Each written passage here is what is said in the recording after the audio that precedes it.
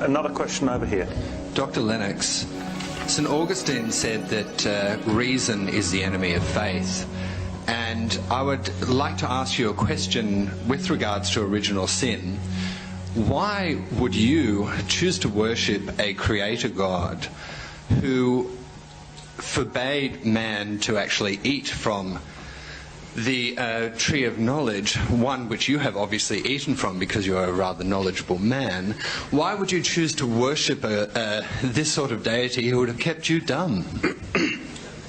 That's a very good question. I'll tell you why it's a good question. I noticed it was asked originally by a snake.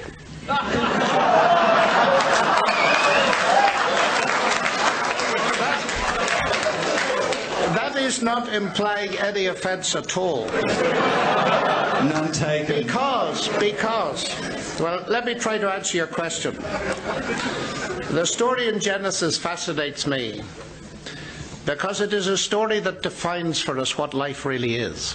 It defines it at its various levels, from the physical to the aesthetic, to family life, to work.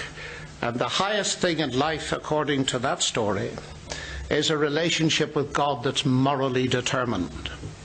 And the issue was whether human beings could trust God or not. So there were two trees, as you know. The scene shows us the basic minima necessary for a moral being. Something forbidden, but freedom to take it. Now, what was the issue? The enemy said,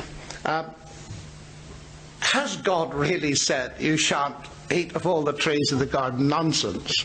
And then he pointed out what you've pointed out to me. God wants to suppress you, you see. He wants to keep you down. It'll cripple you intellectually, aesthetically, and everything else if you go for this tree of the knowledge of good and evil.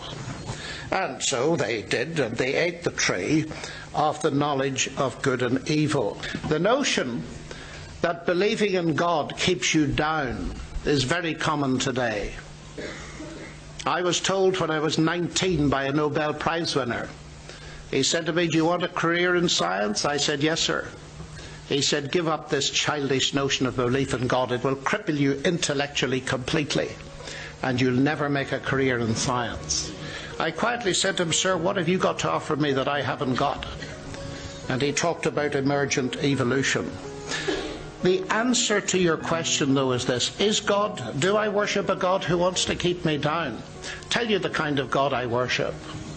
I worship the kind of God who made me in his image and coded himself into humanity, came into our world to provide a basis through his death and resurrection that I could become something that I was not by creation, and that is a son of God. And the basic message of the Christian faith is a magnificent one, that God is prepared to give the individual who trusts Christ his very life, and that person rises in that sense and is given all the potential of God to be able to enjoy his friendship. The capacity of enjoying friendship with God is the biggest thing in my life, and it will be the biggest thing eternally.